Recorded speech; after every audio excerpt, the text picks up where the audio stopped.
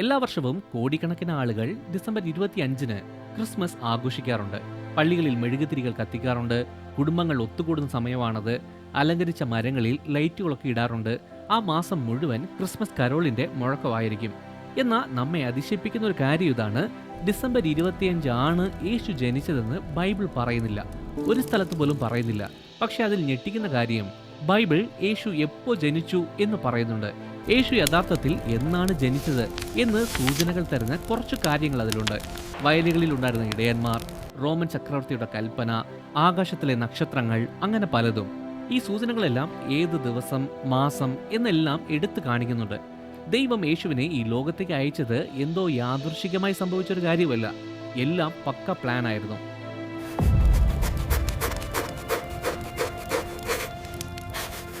യേശു ജനിച്ചു എന്ന് അറിയിക്കാൻ ദൂതന്മാർ പ്രത്യക്ഷപ്പെട്ട സമയത്ത് ഇടയന്മാർ ആടുകളെ കാവൽ ചെയ്യാനായിട്ട് പുറത്ത് ഇരിക്കുമായിരുന്നു എന്ന് ലൂക്കോസ് നമ്മോട് പറയുന്നുണ്ട്. കിഴക്ക് നിന്ന് ഒരു നക്ഷത്രത്തെ പിന്തുടർന്ന് വന്ന് കുറച്ച് ജ്ഞാനികളെ കുറിച്ച് മത്തായി നമ്മോട് പറയുന്നുണ്ട്. എന്നാൽ ഈ സുവിശേഷങ്ങൾ കറക്റ്റ് ദിവസം എന്നാണ് എന്ന് നമ്മോട് പറയുന്നില്ല. ഡിസംബർ എന്ന് പറയുന്നില്ല. ഒരു പ്രത്യേക മാസമോ കറക്റ്റ് ദിവസമോ ഒന്നും പറഞ്ഞിട്ടില്ല. അപ്പോ ഡിസംബർ 25 എന്നുള്ളത് എവിടെ നിന്നാണ് വന്നത് എന്ന് ചോദിച്ചാൽ, കോൺസ്റ്റന്റൈൻ ചക്രവർത്തിയുടെ കാലത്ത്, അതായത് യേശു ഉയർത്തെഴുന്നേറ്റ് കഴിഞ്ഞ് ഏകദേശം 300 വർഷങ്ങൾക്ക് ശേഷമാണ് ഈ തീയതി ഒരു പാരമ്പര്യമായി മാറിയത് എന്ന് ചരിത്രം നമ്മോട് പറയുന്നുണ്ട്. ഈ ഡിസംബർ 25 അവർക്കൊരു പ്രത്യേക ദിവസമായിരുന്നു. അവരതിനെ അജയനായ സൂര്യന്റെ ജന്മദിനം എന്ന് പറഞ്ഞ് ആഘോഷിക്കുമായിരുന്നു. ക്രിസ്തുമതം എല്ലാ സ്ഥലങ്ങളിലും പ്രചരിച്ച സമയത്ത് മതനേതാക്കൾ ഈ ദിവസത്തെ യേശുവിന്റെ ജനന ദിവസമായി ആഘോഷിക്കാൻ തീരുമാനിച്ചു. അതൊരു റോമൻ അവധിക്കാലമായിരുന്നു. അതിനെ ക്രിസ്ത്യൻ ആഘോഷമാക്കി മാറ്റി. ഡിസംബർ 25-ാം തീയതി ക്രിസ്മസ് ആഘോഷിക്കുന്നതിൽ തെറ്റൊന്നുമില്ല. നൂറ്റാണ്ടുകളായിട്ട് എല്ലാവർക്കും അത് സന്തോഷം നൽകിയിട്ടേ ഉള്ളൂ. പക്ഷേ യേശു ജനിച്ച യഥാർത്ഥ ദിവസം അറിയണമെന്നുണ്ടെങ്കിൽ നാം കുറച്ചുകൂടെ ആഴമായി ചിന്തിക്കേണ്ടത് അത്യാവശ്യമാണ്. സുവിശേഷങ്ങൾ നമുക്ക് ഏത് ദിവസമാണ് എന്നൊന്നും പറയുന്നില്ല. പക്ഷേ അതിനേക്കാളും കണ്ടെത്താൻ കഴിയുന്ന രീതിയിലുള്ള പല കാര്യങ്ങളും പറയുന്നുണ്ട്. ഒരു ടൈം ലൈൻ തന്നെയുണ്ട്. ശരിക്കും ഏത് സമയത്താണ് ജനിച്ചത് എന്ന് കണ്ടെത്താൻ കഴിയുന്ന രീതിയിലുള്ള ഒരു ടൈം ലൈൻ. യോഹന്നാൻ സ്നാപകനെ കുറിച്ച് നോക്കിയാൽ തന്നെ നമുക്കത് കണ്ടെത്താൻ പറ്റും. അവരുടെ ജനനങ്ങൾ തമ്മിൽ എത്ര മാസങ്ങൾ വ്യത്യാസമുണ്ടെന്ന് ബൈബിൾ കൃത്യമായിട്ട് പറയുന്നുണ്ട്. യോഹന്നാൻ എപ്പോഴാണ് ജനിച്ചതെന്ന് കണ്ടെത്തി കഴിഞ്ഞാൽ യേശു എപ്പോഴാണ് ജനിച്ചത് എന്ന് നമുക്ക് അറിയാൻ പറ്റും. സെക്കറിയാവ് എന്ന പുരോഹിതൻ ദൈവാലയത്തിൽ പതിവ് കർത്തവ്യങ്ങൾ ചെയ്യുന്ന സമയത്താണ് ഇതെല്ലാം ആരംഭിക്കുന്നത്. അതിനു മുമ്പ് ലൂക്കോസ് 2-ാം അധ്യായം നമുക്ക് ആദ്യത്തെ സൂചന തരുന്നുണ്ട്. രാത്രിയിൽ ആട്ടിൻകൂട്ടത്തെ കാവൽ ചെയ്ത ഇടയന്മാർ തൊട്ടടുത്ത് തന്നെ ഉണ്ടായിരുന്ന വയലുകളിൽ താമസിക്കുമായിരുന്നു. അവിടുത്തെ സാഹചര്യം എന്തായിരുന്നു എന്ന് തന്നെയാണ് ഇത് കാണിക്കുന്നത് എന്നതുപോലെ തോന്നാം. പക്ഷേ പുരാതന ഇസ്രായേലിലെ ജീവിതത്തെക്കുറിച്ച് അറിയാവുന്നവർക്ക് പ്രധാനപ്പെട്ട ഒരു കാര്യം ഇതിനകത്തുനിന്ന് മനസ്സിലാകും. എന്താണെന്ന് പറഞ്ഞാൽ, നല്ല തണുപ്പുള്ള കാലത്ത് ഇടയന്മാർ ആടുകളെ പുറത്ത് താമസിപ്പിക്കാറില്ല. നവംബർ മുതൽ ഫെബ്രുവരി വരെ യെരുശലേമിൽ പൊതുവെ നല്ല തണുപ്പും നല്ല മഴയും ഉണ്ടാകാറുണ്ട്. ഈ മാസങ്ങളിലൊക്കെ മഴ നല്ല ശക്തമായിട്ട് പെയ്യുമായിരുന്നു. അതുകൊണ്ട് തന്നെ രാത്രിയിൽ നല്ല തണുപ്പും ഉണ്ടാകും.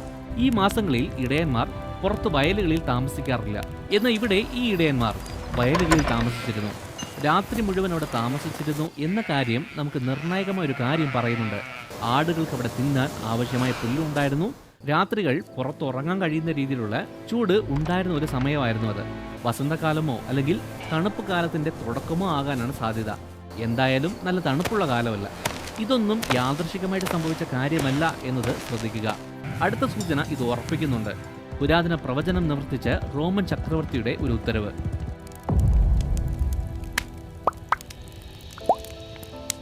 ലൂക്കോസ് 2-ാം അധ്യായം 1 മുതൽ 3 വരെയുള്ള വാക്യങ്ങൾ സകലത്തെയും മാറ്റിമറിച്ച ഒരു കാര്യത്തെക്കുറിച്ച് നമ്മോട് പറയുന്നുണ്ട്. ആ കാലത്ത് സീസർ അഗസ്റ്റസ് റോം മുഴുവനും ജനത്തിന്റെ സെൻസസ് എടുക്കാനായിട്ട് കൽപ്പിച്ചു. കൊറേനിയസ് സിറിയയുടെ ഗവർണറായിരുന്ന സമയത്ത് നടന്ന ആദ്യത്തെ സെൻസസ് ആയിരുന്നു ഇത്. അത് രജിസ്റ്റർ ചെയ്യാൻ വേണ്ടി എല്ലാവർക്കും അവരവരുടെ സ്വന്തം സ്ഥലത്തേക്ക് പോകേണ്ടി വന്നു. അത് കാരണം യോസഫും മറിയയും നസ്രയത്തിൽ നിന്ന് ബത്ലഹേമിലേക്ക് യാത്ര ചെയ്യേണ്ടി വന്നു. എന്നാൽ ഇത് ഏത് സമയത്താണ് സംഭവിച്ചതെന്ന് അറിയാനുള്ള ഒരു വിശദാംശം കൂടി ഇതിലുണ്ട്. റോമക്കാർ നല്ല തണുപ്പുള്ള കാലത്തല്ല ഈ സെൻസസ് നടത്തിയത്. ജനത്തിന് യാത്ര ചെയ്യാൻ പറ്റുന്ന സമയത്താണ് അവരിങ്ങനെ ചെയ്തത്. കാരണം വഴി ഓക്കെ ആണെങ്കിൽ മാത്രമേ ജനത്തിന് ഒരു ബുദ്ധിമുട്ടും ഇല്ലാതെ അവിടെ എത്താൻ പറ്റത്തുള്ളൂ. വേനൽക്കാലത്തിന്റെ അവസാനമോ തണുപ്പ് കാലത്തിന്റെ തുടക്കമോ ആകാനാണ് സാധ്യത. നല്ല തണുപ്പുള്ള കാലത്ത് ഈ സംഭവങ്ങൾ ഒന്നും തന്നെ നടക്കില്ല. യോസഫും മറിയയും എങ്ങനെ യാത്ര ചെയ്ത് കാണും എന്നൊന്ന് ചിന്തിച്ചേ. 128 കിലോമീറ്റർ ദൂരം യാത്ര. കൂടുതലും നടന്നായിരുന്നു. കൂടെ കഴുതയുണ്ടായിരുന്നു. മറിയ ഗർഭിണിയായിരുന്നു. വഴിയിൽ താമസിക്കാൻ കഴിയാത്ത രീതിയിൽ ചെളി നിറഞ്ഞ വഴിയിലും നല്ല തണുത്ത മഴയിലും സഞ്ചരിക്കുന്നത് ഭയങ്കര പാടാണ്, വളരെ അപകടകരവുമാണ്. എന്നാൽ നല്ല ഉണങ്ങിയ റോഡുകൾ, നല്ല കാലാവസ്ഥ ഉണ്ടെങ്കിൽ മാത്രമേ ഇത്ര ദൂരമൊക്കെ സേഫായിട്ട് യാത്ര ചെയ്യാൻ പറ്റത്തുള്ളൂ.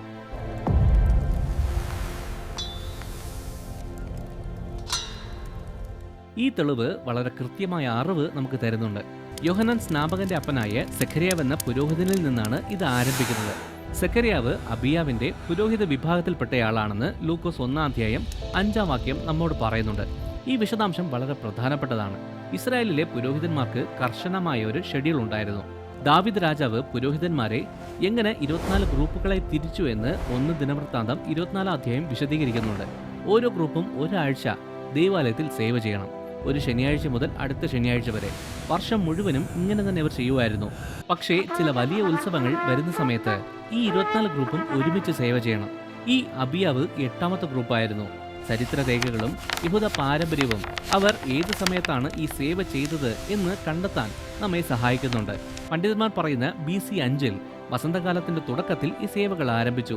ആദ്യത്തെ 7 ഗ്രൂപ്പുകളുടെ സേവനവും അപ്പത്തിന്റെ പെരുന്നാളും കൂടെ ചേർത്ത് എണ്ണിക്കഴിഞ്ഞാൽ മെയ് അവസാനമോ അല്ലെങ്കിൽ ജൂൺ ആദ്യമോ ആയിരിക്കാം സെഖര്യാവിന്റെ ഊഴം എന്നത് നമുക്ക് മനസ്സിലാകും. കുറച്ചുകൂടെ വ്യക്തമാകുന്നത് ഇവിടെയാണ്. സെഖര്യാവിന്റെ സേവനത്തിന് ശേഷമുള്ള ആഴ്ച പെന്തക്കോസ്തായിരുന്നു. അതായത് എല്ലാ പുരോഹിതന്മാരും യെരുശലേമിൽ ഉണ്ടായിരിക്കേണ്ട മറ്റൊരു പ്രധാനപ്പെട്ട ഉത്സവമാണത്. ഇതിനർത്ഥം സെഖര്യാവ് അടുപ്പിച്ച് 2 ആഴ്ച അവിടെ സേവ ചെയ്യേണ്ടി വന്നു എന്നാണ്. ലൂക്കോസ് 1:8 മുതൽ 13 വരെയുള്ള വാക്യങ്ങളിൽ ഈ സമയത്ത് എന്താണ് സംഭവിച്ചത് എന്ന് വിവരിക്കുന്നുണ്ട്. സെഖര്യാവ് ധൂപം കാട്ടുന്ന സമയത്ത് ഗബ്രിയേൽ ദൂതൻ പ്രത്യക്ഷപ്പെട്ടു. എന്നിട്ട് പറഞ്ഞു, നിന്റെ ഭാര്യ എലിസബത്തിന് നല്ല പ്രായമുണ്ട്, കുഞ്ഞുങ്ങളും ഇതുവരെ ഇല്ല, എങ്കിലും ഒരു മകൻ ജനിക്കും എന്ന് പറഞ്ഞു. 23-24 വാക്യങ്ങൾ വളരെ കൃത്യമായി പറയുന്നു. അദ്ദേഹത്തിന്റെ സേവ ചെയ്യുന്ന സമയം അവസാനിച്ചതിന് ശേഷം അദ്ദേഹം വീട്ടിലേക്ക് പോയി. അതിനുശേഷം ഭാര്യ എലിസബത്ത് ഗർഭിണിയായി. ജൂൺ പകുതിക്ക് ശേഷം സെഖര്യാവ് വീട്ടിലെത്തിയതിനു ശേഷമാണ് എലിസബത്ത് ഗർഭിണിയായത്. നമുക്ക് അതിനുശേഷമുള്ള മാസങ്ങൾ കണക്കാക്കാം. ഏകദേശം 40 ആഴ്ചയ്ക്ക് ശേഷം BC 4 അതായത് അടുത്ത വർഷം മാർച്ച് അവസാനത്തിലോ അല്ലെങ്കിൽ ഏപ്രിൽ ആദ്യമോ ആയിരിക്കാം യോഹന്നാൻ സ്നാപകൻ ജനിച്ചത്. ഇവിടെയാണ് എല്ലാം കണക്റ്റാകുന്നത്. എലിസബത്ത് ഗർഭിണിയായ 6ാം മാസത്തിൽ ദൈവം ഗബ്രിയേൽ ദൂതനെ നസറത്തിലെ മറിയ എന്ന കന്യകയുടെ അടുത്തേക്ക് അയച്ചുവെന്ന് ലൂക്കോസ് 1:26 നമ്മോട് പറയുന്നുണ്ട്. എന്ന് പറഞ്ഞാൽ ഡിസംബറിലാണ് മറിയയുടെ ഗർഭധാരണം നടക്കുന്നത്. ഡിസംബർ മുതൽ 9 മാസം, അതായത് BC 4 സെപ്റ്റംബർ മാസത്തിലേക്ക് നമ്മെ എത്തിക്കുന്നു. ഈ പറഞ്ഞ കാര്യങ്ങളിൽ എന്തെങ്കിലും സംശയമുണ്ടെങ്കിൽ വീഡിയോ അല്പം പുറകിലേക്കൊന്ന് പോയി നോക്കിയാൽ മതി.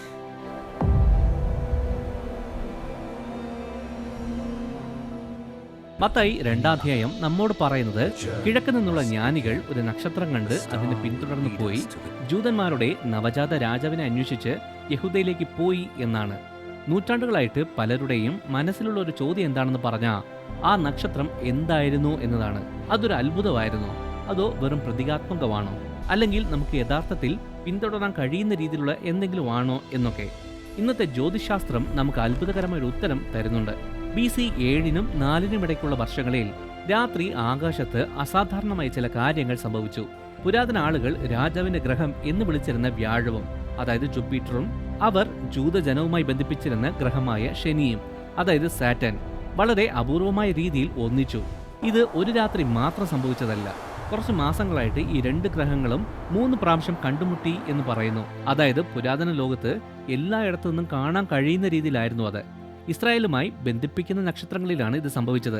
പുരാതന പ്രവചനങ്ങളിൽ പരിചയമുള്ള നക്ഷത്രങ്ങളെ വായിക്കുന്നതിൽ വിദഗ്ധരായ ഈ ജ്ഞാനികൾക്ക് എളുപ്പത്തിൽ മനസ്സിലായി ഇസ്രായേലിൽ ജൂതന്മാർക്ക് ഒരു രാജാവ് ജനിച്ചു എന്ന്. ഈ ജ്ഞാനികൾ യെരുശലേമിൽ എത്തിയപ്പോഴേക്കും യേശു ജനിച്ചിരുന്നു.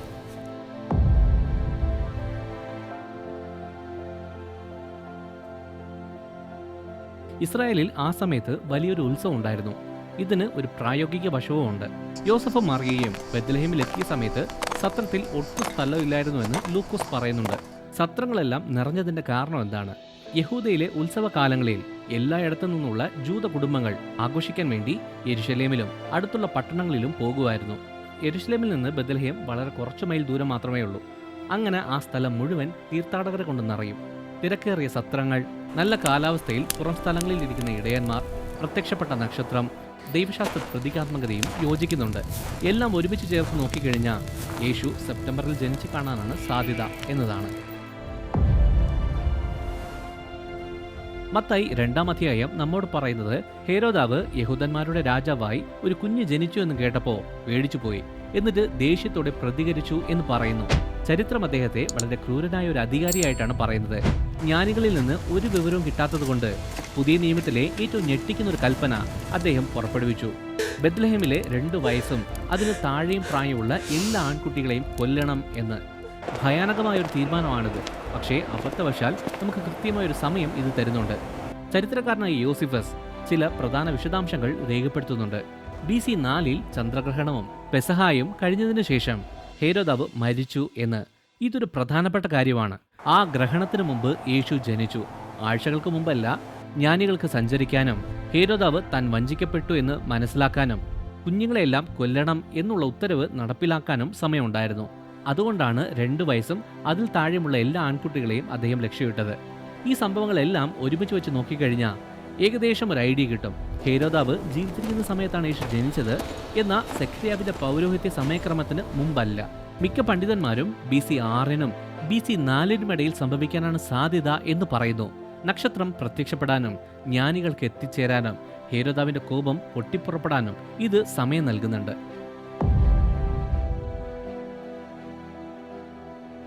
ഇപ്പോൾ ബൈബിൾ പറയുന്ന എല്ലാ സൂചനകളും നമുക്ക് അറിയാവുന്നത് കൊണ്ട് നമുക്ക് ഏകദേശം ഒരു ഐഡിയ കിട്ടി കാണും. യേശുവിന്റെ ജനനം ഒരു പ്ലാനും ഇല്ലാതെ പെട്ടെന്ന് ഒരു ദിവസം സംഭവിച്ചതല്ല. ഇടയന്മാർ രാത്രിയിൽ പുറത്തായിരുന്നു. നല്ലൊരു അന്തരീക്ഷം ഉണ്ടാകുന്ന സമയത്താണ് ഇങ്ങനെ ചെയ്യുന്നത്. മേച്ചിൽപ്പുറങ്ങൾ നന്നായിട്ടിരിക്കുന്ന സമയത്തും മഴ പെയ്യാതിരിക്കുമ്പോഴും മാത്രം സംഭവിക്കുന്ന കാര്യമാണിത്. ഇത് തണുപ്പുള്ള കാലത്തല്ല ഇത് സംഭവിച്ചത് എന്ന് എടുത്തു കാണിക്കുന്നു. മാത്രമല്ല, സെൻസസ് എടുത്തതും ഒരു കാര്യം എടുത്തു കാണിക്കുന്നുണ്ട്. നല്ല കാറ്റും മഴയുള്ള സമയത്ത് റോം ദശലക്ഷക്കണക്കിന് ആളുകളെ ഒരു ബുദ്ധിമുട്ടിലാക്കില്ല. അവർ നല്ല കാലാവസ്ഥയുള്ള സമയത്ത് സുരക്ഷിതമായി യാത്ര ചെയ്യാനുള്ള സമയം തന്നെ തിരഞ്ഞെടുത്തു. അടുത്ത തെളിവ്, സെഖര്യാവിന്റെ വിഭാഗം വസന്തകാലത്തിന്റെ അവസാനത്തിലാണ് സേവ ചെയ്തിരുന്നത്. അധികം താമസിയാതെ തന്നെ എലിസബത്ത് ഗർഭിണിയായി. 6 മാസത്തിന് ശേഷം മറിയയ്ക്ക് ഗബ്രിയേൽ പ്രത്യക്ഷപ്പെട്ടു. 9 മാസങ്ങൾക്ക് ശേഷം യേശു ജനിച്ചു. BC 4 തണുപ്പുകാലം ആരംഭിക്കുന്ന സമയത്താണ് എന്നതിനെയാണ് ഈ ടൈം ലൈൻ സൂചിപ്പിക്കുന്നത്. ജ്ഞാനികൾ വന്നതും ഏകദേശം ആ സമയത്ത് തന്നെയാണ്. അവസാനം ഹേരോദാവ് മരിച്ചു. അങ്ങനെയാണെങ്കിൽ BC 4 അവസാനത്തിന് മുമ്പ് യേശു ജനിച്ചു. എല്ലാ തെളിവുകളും ബൈബിളും ചരിത്രവും പാരമ്പര്യവും ജ്യോതിശാസ്ത്രവും കാലാവസ്ഥയും പൗരോഹിത്യ വിഭാഗത്തിന്റെ ശുശ്രൂഷയും ഒരു കാര്യത്തെ എടുത്തു കാണിക്കുന്നുണ്ട്. ഏകദേശം BC 4 സെപ്റ്റംബറിലാണ് യേശു ജനിച്ചത്. ഇനി ഏത് മാസത്തിലാണ് ജനിച്ചത് എന്നത് ഒരു രഹസ്യമല്ല. പക്ഷേ അതിന്റെ അർത്ഥം ശാശ്വതമാണ്. ദൈവം തന്റെ പുത്രനെ കറക്റ്റ് സമയത്ത് എല്ലാ പ്രവചനങ്ങളും നിറവേറ്റുന്ന രീതിയിൽ അയച്ചു. ഇമ്മാനുവേൽ, ദൈവത്തിന്റെ സാന്നിധ്യം തന്റെ പുത്രനിലൂടെ നമ്മോട് കൂടെ. ഇതിനെക്കുറിച്ച് നിങ്ങളുടെ അഭിപ്രായം എന്താണ്? താഴെ കമന്റ് ബോക്സിൽ അറിയിക്കുക. ഈ വീഡിയോ ഇഷ്ടമായ ലൈക്ക് ചെയ്യുക, ഈ ചാനൽ സബ്സ്ക്രൈബ് ചെയ്യുക. നിങ്ങൾ ദൈവത്താൽ അനുഗ്രഹിക്കപ്പെട്ടവർ.